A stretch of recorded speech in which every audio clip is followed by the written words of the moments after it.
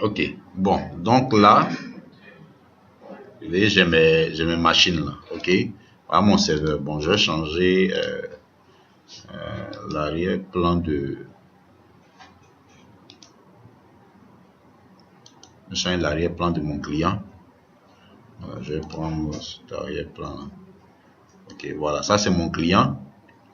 Et voici mon serveur qui est là. Ok.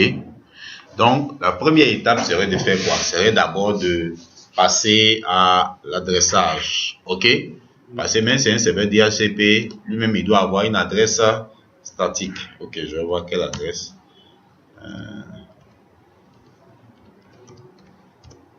Ok, bon, d'accord. Je vais essayer de donner une adresse IP.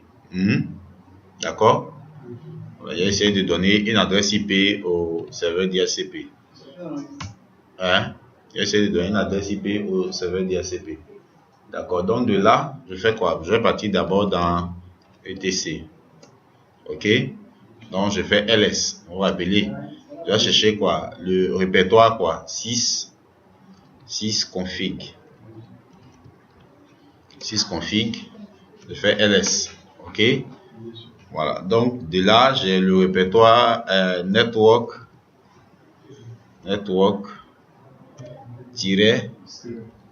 script. Je fais ls. Ok, de là, j'ai mon fichier qui est ifcfg-eth0. Donc je fais quoi? J'édite ifcfg-eth0. eth0. Ok, voilà. Donc voici là, et donc là c'est le serveur DHCP. Donc je vais mettre là, je vais fixer une adresse statique. Donc je vais mettre le boot proto là à statique. Ok, donc l'adresse que je vais fixer à IP ADDR égale 192.168. peut-être 10.1 par exemple. Voici l'adresse que je dois à mon serveur DHCP. Bon, là, s'il n'est même pas netmask, lui-même il va prendre ça. Netmask égale 255.255.255.0. Ok. Que qui? Non, c'est là. Maintenant, non, c'est pas grave. Je vais fixer, je dis. Ok, donc j'ai fini de modifier. Donc je fais quoi? J'ai fait quoi? Service network restart. Ok, donc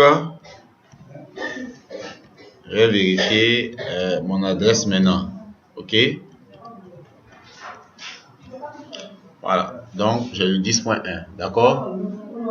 Ok, donc de là j'ai l'adresse de mon serveur DHCP. Je vais donner une adresse IP statique. D'accord.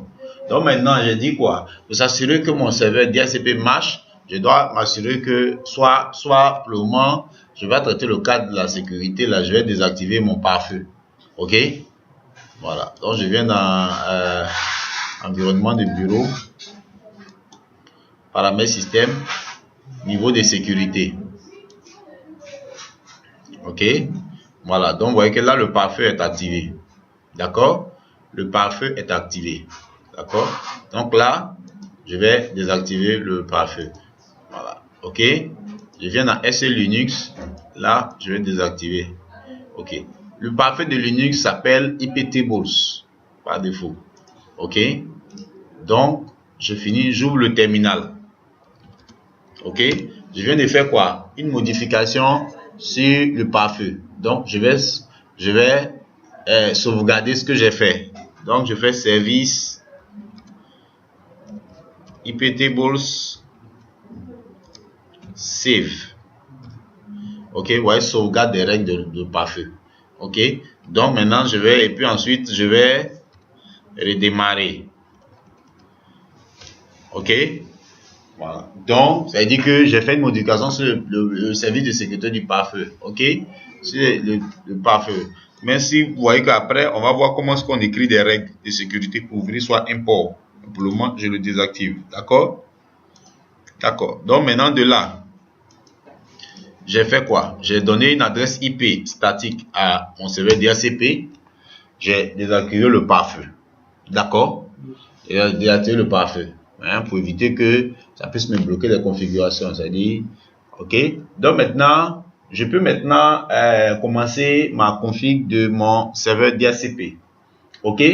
Donc, le serveur DHCP là, les paquetages liés au DHCP sur Red Hat s'appelle DHCP.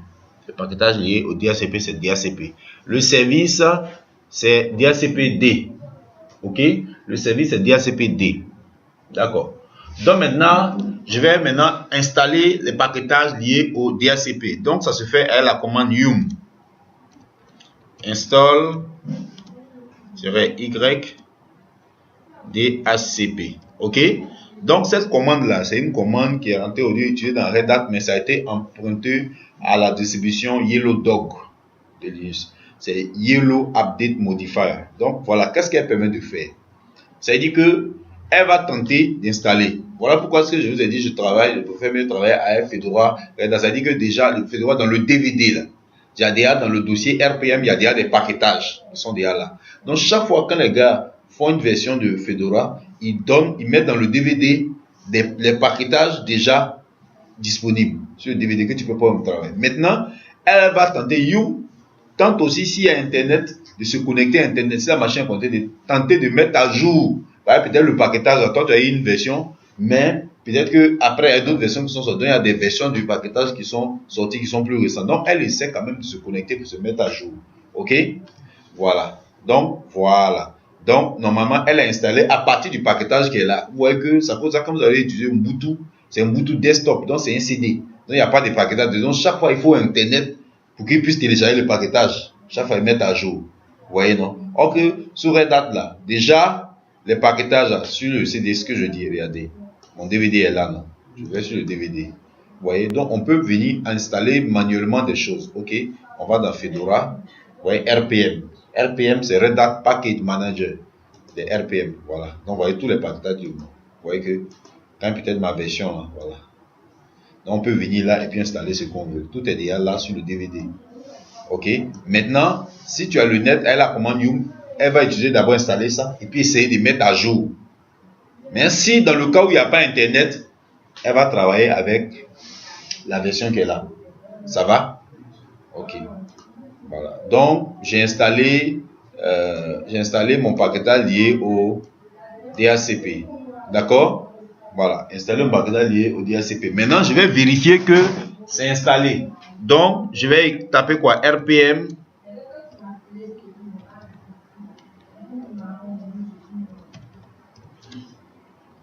Ça veut dire qu'il va me rechercher tous les paquetages liés au DHCP, tous les RPM liés au DHCP qui sont installés sur la machine. Si ce n'est pas installé, voilà, il voit. S'il ne voit rien, c'est que, voilà, c'est pas installé. Vous voyez, DHCP, la version c'est DHCP-3.2.12. DHCP, puis il y a DHCP V6, le client. C'est-à-dire, donc, ce Linux-là peut supporter un DHCP avec IPv6. OK?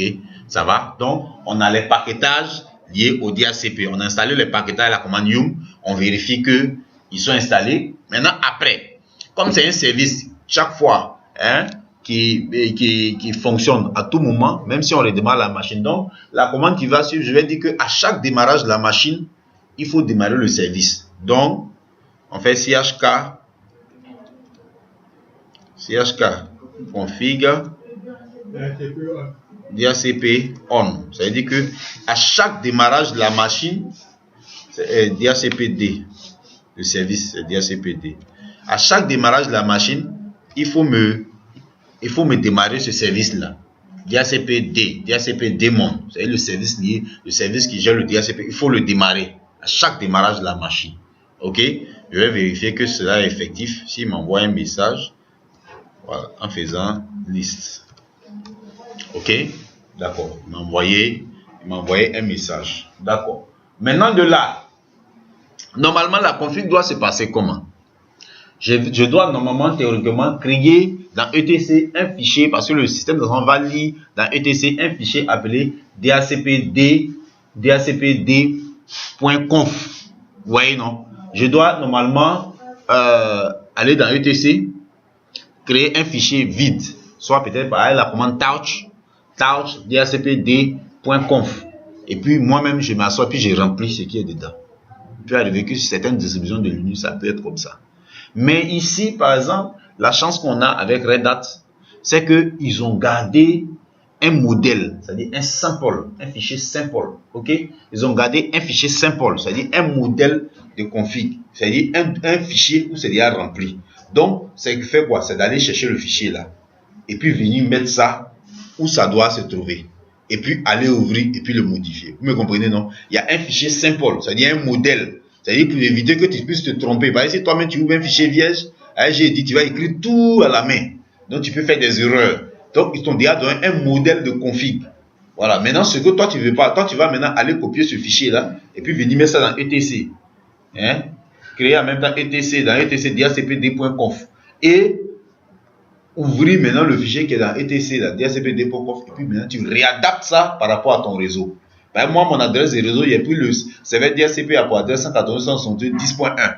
Donc, mon réseau, c'est 10.0. Peut-être que ça ne correspond pas à ce qui est dans le fichier simple. Donc, tu réadaptes la configuration qu'ils ont mis par défaut là. Ça ne correspond pas forcément à ton réseau. OK. Donc, on va aller ensemble.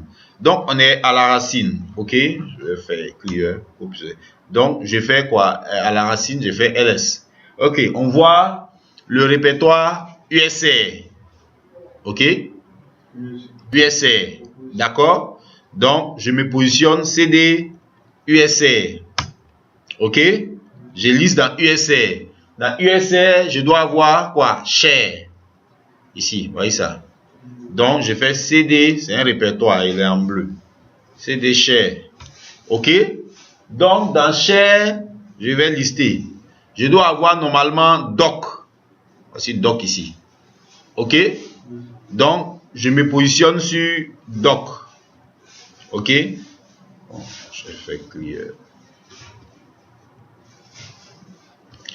Dans doc, je vais lister doc. Donc là, ça doit me donner ma version du DHCP qui est ici. Ok? Ça doit me donner ma version. Ok? Voilà, vous voyez, voici, voyez ça, ici. Vous voyez, c'est ma version. Donc là, pourquoi est-ce que je ne demande pas de bosser cette commande par terre? Parce que si on est sur une autre version de Red Hat, peut-être cette version-là sera un peu supérieure. Hein? Soit si peut-être les Red Hat Enterprise, c'est DHCP-3.0.4.5. Donc, faut aller regarder la version là. C'est pour ça que je n'aime pas donner directement la commande.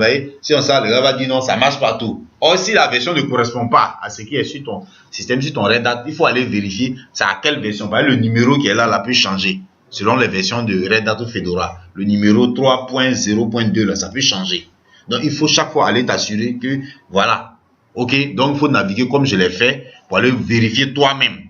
Ok, donc je vais me positionner dessus CD DHCP-3.0.2. Voilà, moi dans mon cas c'est ça. Ok. Voilà, je fais inclure pour passer. Je fais ls. Et dedans, vous voyez que j'ai le fichier DHCP-D.conf.simple. Donc attends, j'ai fait pwd. Voilà, vous voyez que je suis ici. Ça va? Je suis dans USR. Dans USR, FP de Print Working Directory. Donc, je suis dans USR. Dans USR, je suis parti dans Share.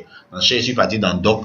Et puis, de là, j'ai vu le fichier dans le répertoire DHCP-3.0.2. J'ai dedans le fichier DHCP-D.conf.simple qui est mon modèle.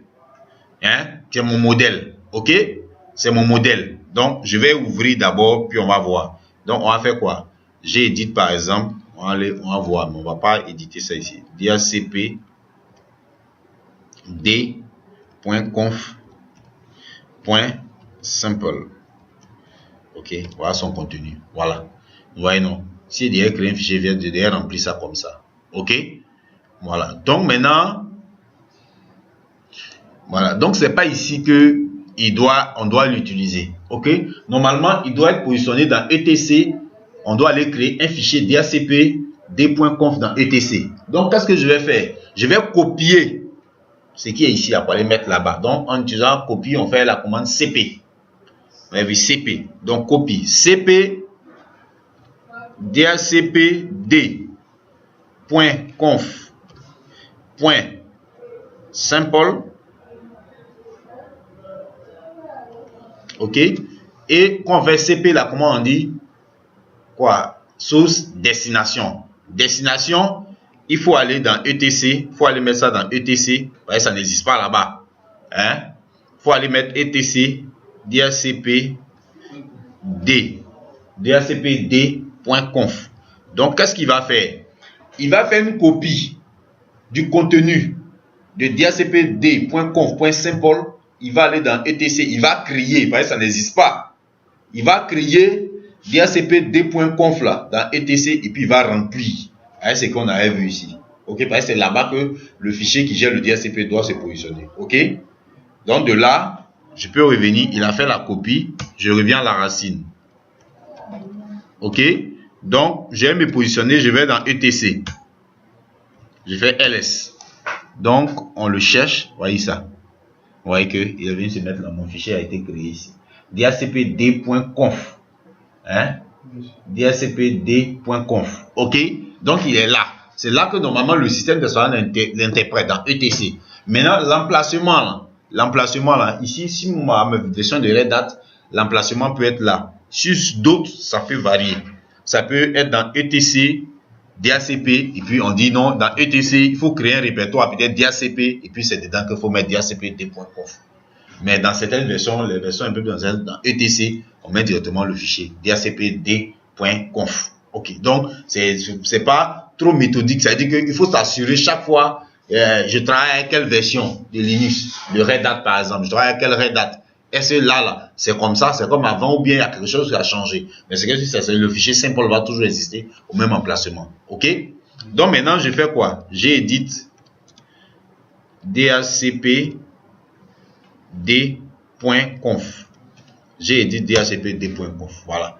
Donc voici maintenant mon fichier là, placé à l'endroit. Là, ça vous permet de faire quoi? Quand vous avez copié pour venir ici, n'allez pas me faire des modifications sur le fichier simple là-bas. Par exemple, si tu fais les modifications là, si ça n'a pas marché là, tu ne peux pas venir, faut copier d'abord et puis tu viens modifier ici. Là, si ici là, tu as fait des erreurs, tu peux supprimer ce qui est ici et puis aller recopier le modèle pour revenir. Le modèle c'est fait par ça et là-bas. OK. Donc là, on voit quoi? Subnet. Subnet représente notre réseau. Subnet, c'est-à-dire notre réseau. C'est comme par exemple, quand on faisait ça sur Windows, c'est la carte réseau, l'étendue. C'est l'étendue en réalité qui est là. OK. Donc maintenant, moi ici, le réseau là, mon serveur DHCP a pour adresse 192.168.10.1. Sauf qu'ici, le subnet doit être quoi? 10.0 dans mon cas. OK. Voilà, quand il va donner l'adresse IP, voilà le masque qu'il va donner. OK. Quand il y a les dièses là, c'est-à-dire c'est un commentaire. N'enlevez pas. Si vous ne voulez pas, vous n'avez pas besoin de ça, ne touchez pas aux dièses là, c'est des commentaires. Quand dans le fichier il y a des dièses devant, ça veut dire que c'est des commentaires. Le système ne va pas interpréter. Ça veut dire s'il met un dièse ici, ça y est, c'est fini. Cette ligne là sera en commentaire. OK? Voilà. Maintenant, option routers, ça veut dire que, comment ça s'appelle? Quand il va donner le masque, il va donner quoi? La passerelle par défaut. La passerelle par défaut, je prends lui-même son adresse. OK? Donc, je vais mettre quoi? 10.1. OK. Option subnet mask. NIS domaine, on n'a pas configuré de serveur NIS. NIS, ça représente un peu, genre, c'est l'équivalent d'un domaine. C'est-à-dire, genre comme Active Directory Function, ça doit être domaine.org. Si vous avez configuré un serveur NIS, domaine name, vous voyez le nom de domaine, domaine.org. On ne touche pas à ça parce qu'on n'a pas fait. Maintenant, option DNS. Donc, le serveur DNS, je supposerai que ce serait moi-même serveur DHCP avec ça, serveur DNS. Vous vous rappelez des configs qu'on faisait à Windows Server, on mettait quoi? Passerait par défaut, il met routeur. Et puis, il mettait masque. On mettait le masque. OK? On mettait données serveur DNS. C'est ça. C'est-à-dire, sur Windows, ils ont fait quoi? Graphique. Et puis, tu remplis.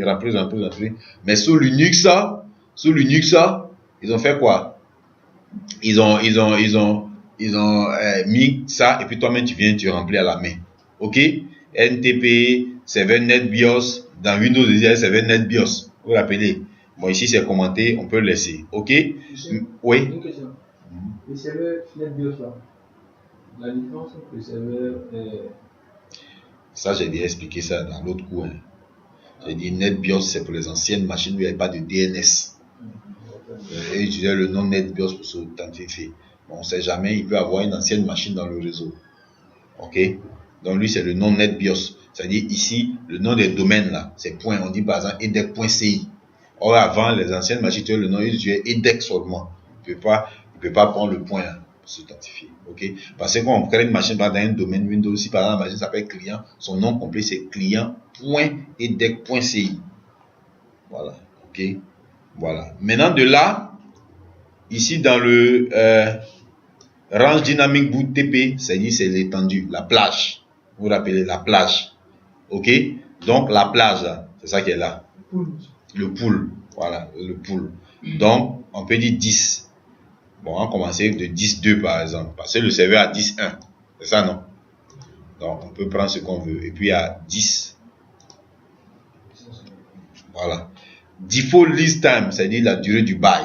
Maintenant, Linux émet la durée du bail en secondes. Hein? Voilà. Donc, peut-être là, je vais prendre un truc comme... J'attends un peu, j'ai oublié combien ça fait même. 8 jours. Dans Windows, c'était 8 jours, non? Convertir 8 jours rapidement en secondes. Convertir 8 jours en secondes, ça fait 60 quelque chose là, j'ai oublié.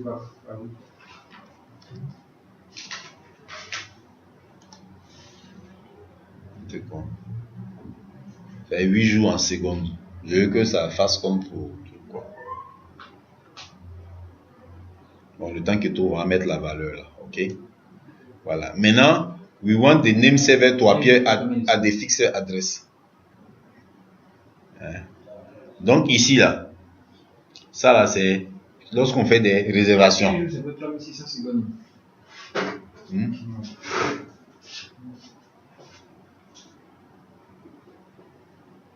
Une version seconde. 24. En seconde. En seconde, 8 jours en seconde. Là, ça va comme on voit ça. Ça fait combien? 60, voilà. Voilà, 60. Ça fait 69 000, 67 900 ou un truc comme ça. C'est bon. 600.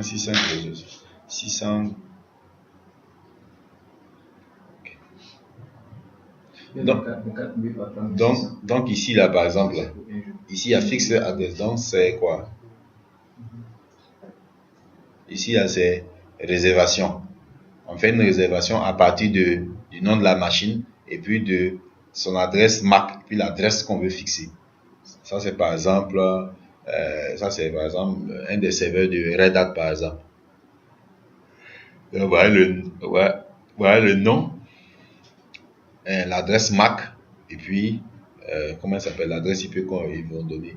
Donc, toi, tu peux ouvrir une accolade, mettre soit soit 1 ou autre 2 ou bien un truc comme ça, et puis tu ouvres, tu donnes le nom que tu veux donner, l'adresse MAC de la machine, et puis l'adresse fixe, c'est-à-dire l'adresse fixe que tu veux donner. Donc, tu fais une réservation d'adresse pour cette machine. Ça fait combien? Voilà, 69 000. C'est 691 200. C'est vrai, 600. 91 200. Voilà, un truc comme ça. 691 200. Voilà, donc ça qui fait 691 200. Ok. Donc maintenant, j'ai fini. Donc je reviens sur mon adresse. C'est-à-dire que j'ai mis Subnet. Il faut adapter ça par rapport à ton réseau. Ok. Moi, mon serveur a 10.1. Donc le réseau ici c'est 10.0. Voilà le masque. Voilà. Ok. Passerelle par défaut. Je dis lui-même. J'ai touché au DNS. Ok. L'adresse DNS. Voilà mon pool. J'ai dit de 2 à 254. Ok. La durée du bail. Voici ça. Bon, la durée maxi. Par exemple, une valeur. Et puis c'est tout. D'accord. De là maintenant, on doit maintenant enregistrer. Voilà, donc j'ai réadapté.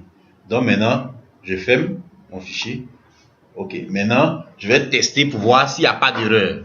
Ok, donc on teste par service. Attendez, je fais clear là, vous allez mieux voir. Donc on fait service DHCP-D config test. Donc là, on va voir comment il réagit. Config test. Voilà. S'il envoie ça, par exemple, c'est bon. S'il y a des erreurs, si peut-être vous avez ouvert une accolade, vous n'avez pas fermé, il va te dire il y a une erreur dans le fichier.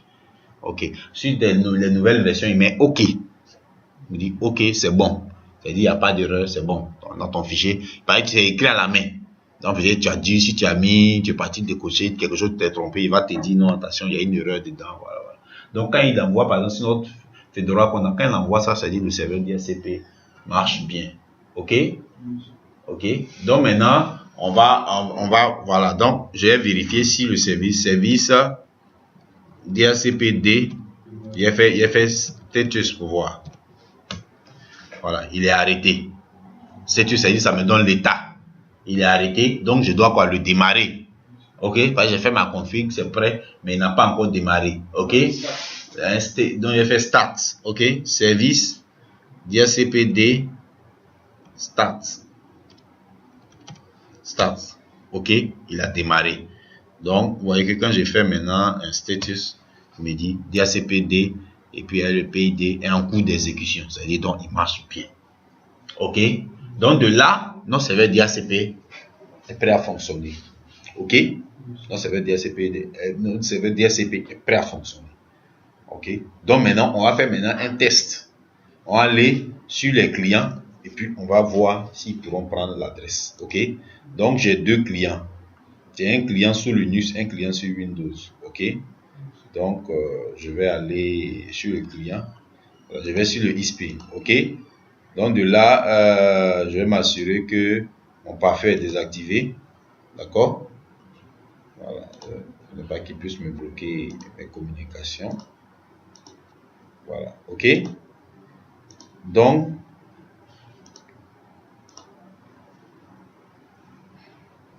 on va partir en mode commande. Donc, IP, j'ai fait IP config. Donc de là,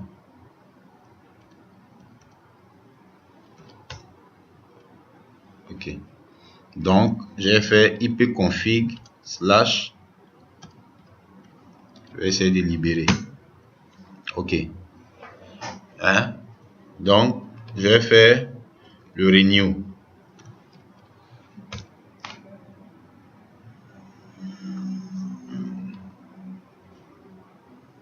Je fais release.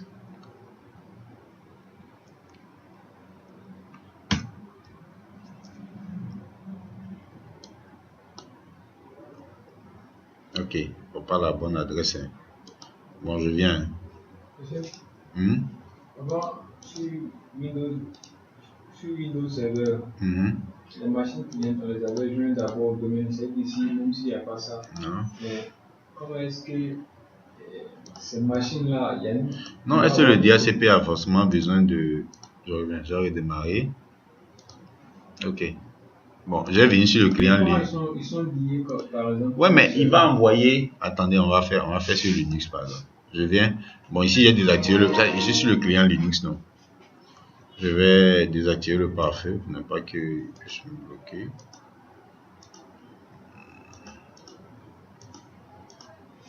OK. Voilà. C'est sur le client Linux, donc je fais mon service.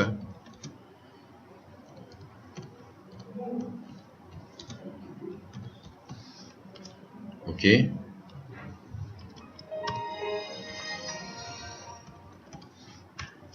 D'accord. OK. Donc j'ai fait DH client. Ici sur Linux, DH client. Vous voyez, qu'est-ce qu'il a fait? J'ai fait un DH client. Donc qu'est-ce qu'il a fait? Il me dit, il a envoyé un DHCP Discover. Ça. sur ETA 0, il a fait un broadcast sur le port 67 de UDP. Ok, il a envoyé ça. Maintenant, il a reçu une offre from DHCP offer, c'est-à-dire qui a répondu le serveur. Vous rappelez des flèches. Le serveur a répondu avec 192.168.10.1. Le serveur a répondu. Le serveur, la machine qui a telle adresse lui a répondu. C'est le serveur DHCP. Maintenant, donc lui, il a fait quoi? Il a fait une demande. Hein? Il a fait quoi? Request. Ok, il a fait request encore. Et que là, maintenant, il lui a donné cette adresse-là, 10.253. Je vais vérifier. Il a fait ifconfig. Non, normalement, quand il met bound, là, ça veut dire qu'il a pris. Ouais. Donc, il a reçu 10.253. C'est qu'on dirait qu'il a mis NAC, il a mis NAC. Donc, NAC, ça veut dire NAC, il dit no act, ça veut dire il n'est pas d'accord. Mais là, bound to ça. Donc, il lui a donné cette adresse-là. Ok. Donc, je vais libérer DH client-R. C'est pour release. Donc, vous voyez qu'il a fait le release. Ok. Donc, je vais refaire une autre demande encore. Ah, il a pris 253 encore. Hein? 10.253. Ok. Donc, la machine sous truc a pris. Vous allez voir le ISP là.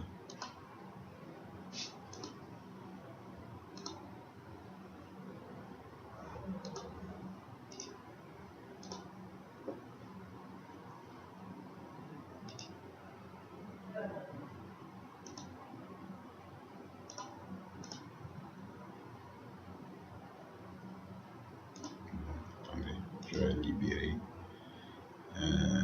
état. Il ne prend pas la bonne adresse quoi. 408. Ouais, il prend les anciennes adresses là. Ouais, il prend les anciennes adresses là.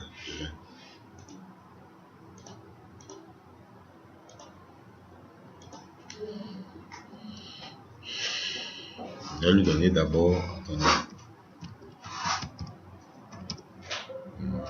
Il n'a pas donné 2 à quelqu'un, non. Je vais mettre 2 par exemple. Ok.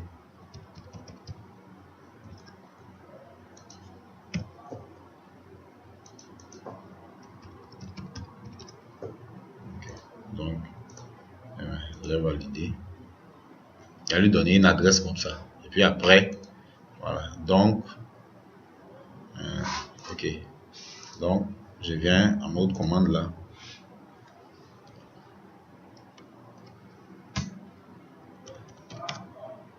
Et voici, il arrive à toucher le serveur DHCP. Ok, il arrive à le toucher. Pas de problème. Ok. Donc maintenant, je reviens là.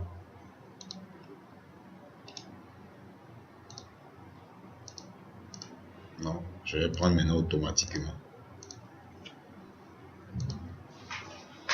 Ok, donc, d'accord. D'accord. Donc, il a pris, on va voir. On va maintenant en mode commande pour voir.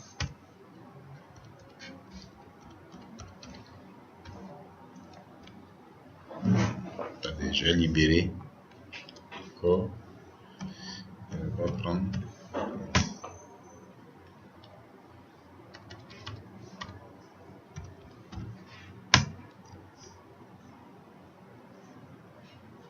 Il ne prend pas la bonne adresse. Bon, c'est un problème au niveau de la carte de VMware. Bon, c'est pas grave. On va voir ici. On va voir comment il se comporte ici. Ça, c'est un problème lié à VMware. Donc, je vais aller voir dans le fichier. Je vais me positionner à la racine. Ok, je vais dans var. Hein? Ça non, cd var. Ok, dans var, quand il liste var, j'ai quoi? J'ai lib. Ok, j'ai lib. Ok, donc je me positionne sur lib.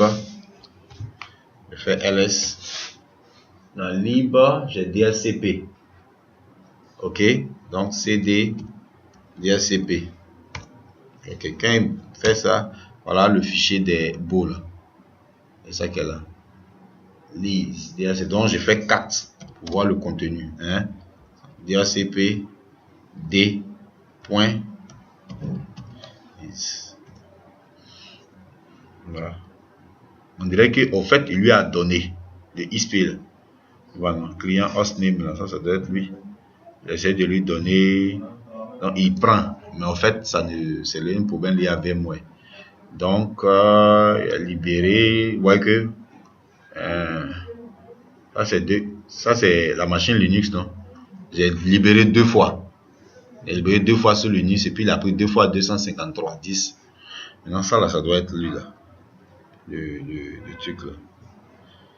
Ça doit être le client XP, là.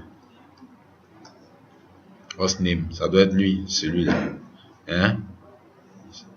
C'est moi qui n'ai, je viens.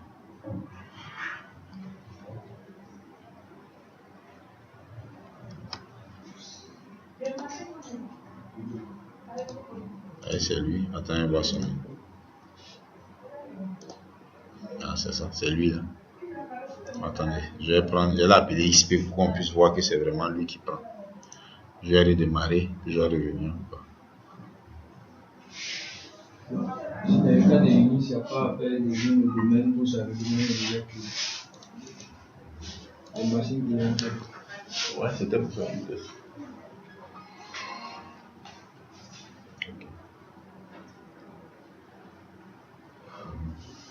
Bonjour.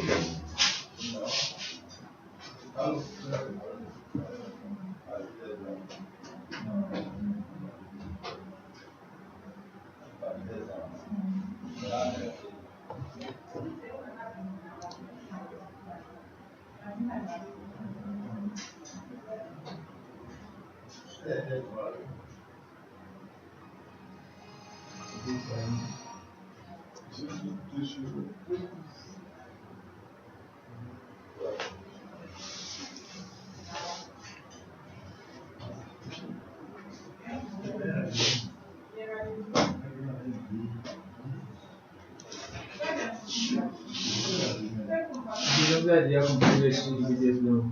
Non. Ça va faire.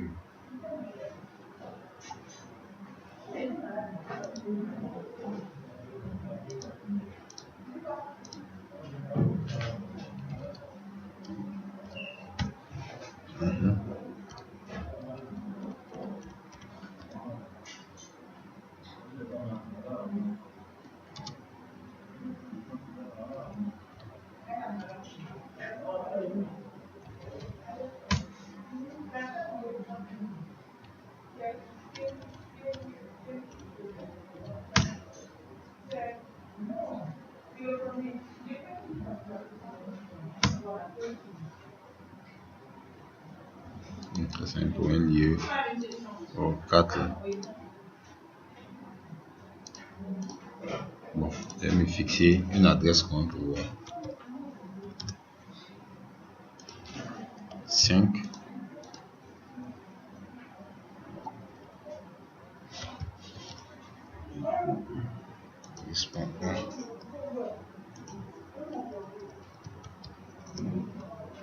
Je vais fixer une adresse comme ça pour voir.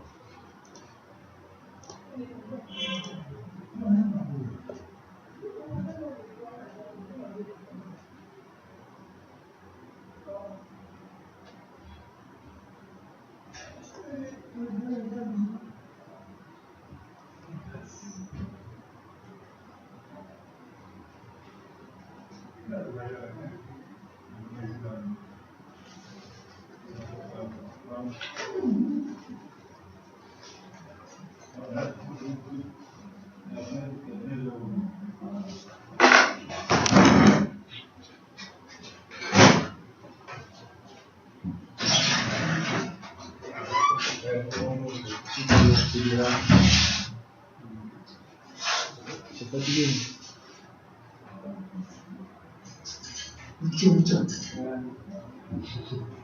Oui, c'est un muchacho.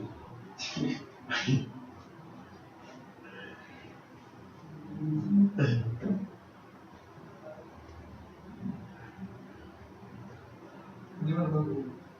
site. Avec le nom. Avec le nom.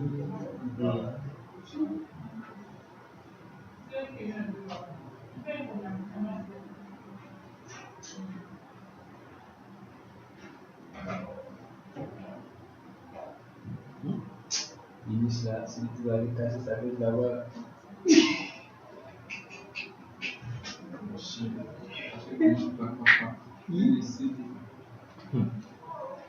Tout est en commande là. Non, tu vois, ils sont devenus d'abord. Après, elle a lissé au tableau. Sinon, on allait prendre. Voilà. Tiens! C'est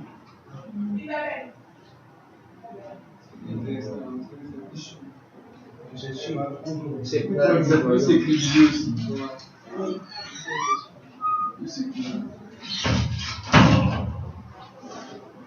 Il est passé maintenant. Il est désactivé là. Allez la voir.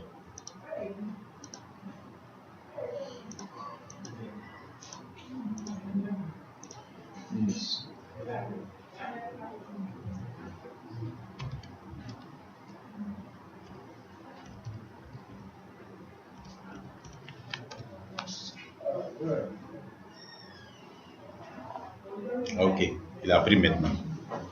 Donc c'était juste un petit. Ah, j'ai fixé. Ok, donc je vais maintenant partir faire.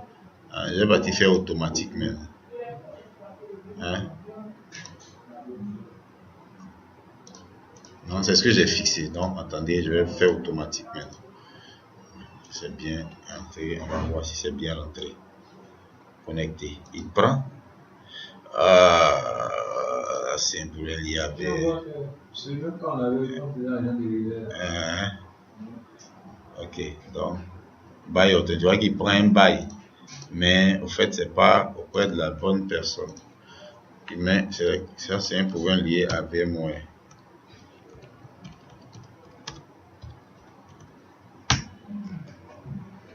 Donc il prend bail obtenu, ben il ne respecte pas nos trucs là. Hein? Ouais, mais comme il prend pas chez la bonne personne, donc je vais libérer encore une fois.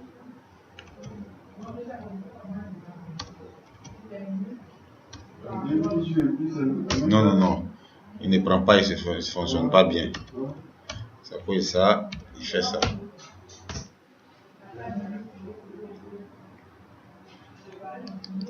Il ne prend pas chez la bonne personne. Ok. Bon, d'accord. Ça, c'est un problème lié avec moi. Ok. Bon, sinon, le serveur, il marche bien. D'accord. On a vu toutes les étapes de configurer un serveur DHCP sous Linux.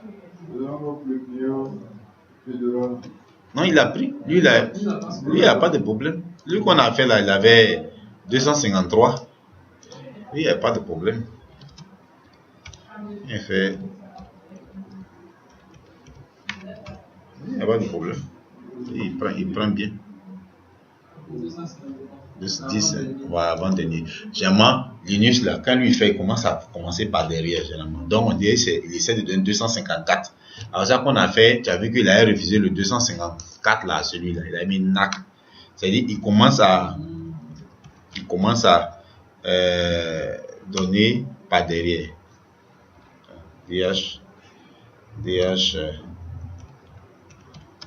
client-R.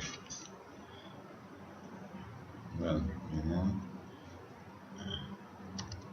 DH client. Voilà, tu vois, une NAC. Et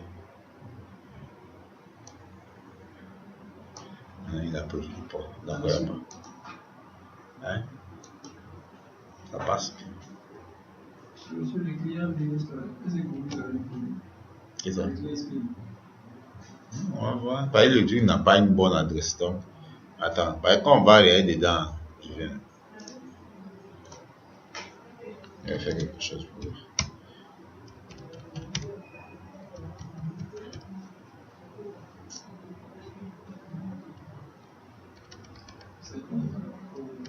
Non, le clavier était verrouillé.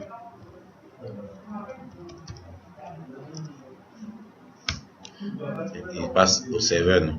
Et il atteint le serveur. Maintenant, attendez, je vais voir si est-ce que s'il y a quelqu'un qui a 254, on n'arrive pas à voir. Donc c'était quoi même? Le client XP là ne passe pas. 5, c'est 5, non? Hein? Oui, mais après j'ai libéré. Ça dit non, il n'a pas même l'adresse dans le pool même. Bon, pourtant j'ai redémarré le serveur une fois. Hein? J'ai redémarré tout une fois le serveur puis le client. Et puis bon, on va revenir encore. J'ai redémarré le serveur. Et puis je vais redémarrer. Mais il n'y a pas de communication entre la machine X et la machine. Non, mais il n'arrive pas à prendre en fait l'adresse. Il doit avoir une communication préalable d'abord, avant qu'il. Non, mais il fait un broadcast dans tout le réseau. Il fait un broadcast. Par exemple, le broadcast, on fait comment ça s'appelle? On fait le DH client. Il envoie 255, 255. C'est 255, 255, 255, 255, ça concerne tout le monde. Quand quelqu'un envoie, il fait un broadcast général. Donc lui-même, il fait un broadcast général pour chercher un serveur DHCP. Donc il envoie ça à tout le monde. Donc, il envoie à 255, 255. Si on voit, c'est quoi? Donc ça concerne tout le monde. Donc celui qui va répondre là, c'est celui qui a serveur DHCP. Donc il recherche un serveur, il a fait un broadcast général. Bon, quand il fait le discover, il fait un broadcast général à tout le monde. Ok? Donc celui qui répond, c'est lui. Maintenant il va lui dire, donne-moi une adresse chez toi. Voilà. Donc il recherche en réalité un serveur DHCP disponible dans le réseau où il est connecté. C'est-à-dire s'il est branché un switch, il fait un broadcast général à toutes les machines qui sont là. Maintenant celui qui répond, c'est lui qui est serveur DHCP. Et maintenant, il a fait comme ça, c'est quoi? Ça c'est le discover, cette étape. Donc maintenant lui, il envoie, c'est-à-dire qu'on regarde là, ici. Ici, attendez. J'ai fait quoi? Regardez ici. DH client. Ici, quand c'est sur Linux, on voit bien. DH client. Attendez. Je vais libérer d'abord. Ok. Voilà. Il a fait le release. Ok. Maintenant, on va faire un client. DH client. Tu vois là. Il fait quoi? Discover on. ETH 0, tout. C'est-à-dire que à tout le monde, il fait ça à tout le monde, mais sur le port 67. Donc s'il fait ça sur le port 67, c'est-à-dire qu'il est en train de rechercher un serveur DHCP. Offer from, donc voilà celui qui a répondu. C'est celui-là, cette adresse, c'est celui qui a répondu. Donc il va envoyer aussi un request, je veux. Donc, il balance encore à tout le monde, je veux une adresse. Donc, qu'est-ce qu'il me met? Maintenant, voilà. Il a mal, c'est mal comporté. Attendez, il est libéré. Hein? Oui, attendez, il est libéré. Il a pris encore les 108 254 là. Attendez, il est libéré. Attendez, il reprend. Ah ouais, le serveur n'avait pas encore fini de démarrer, puis il est en train de faire ça.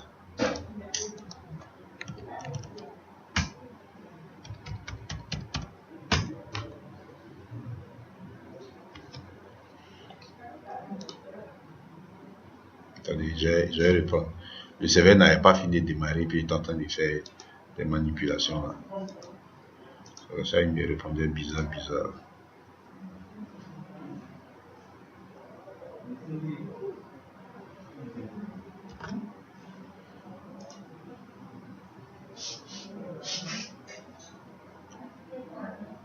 Ok, bon, on reprend.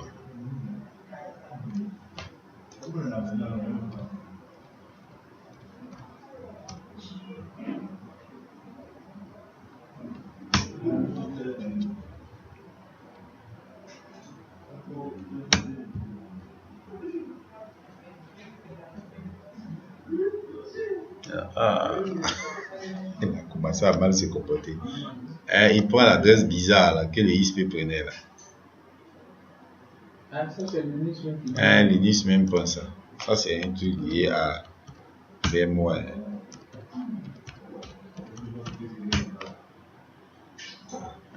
Il a 237. Bon, on va arrêter la vidéo. Comme le principe est déjà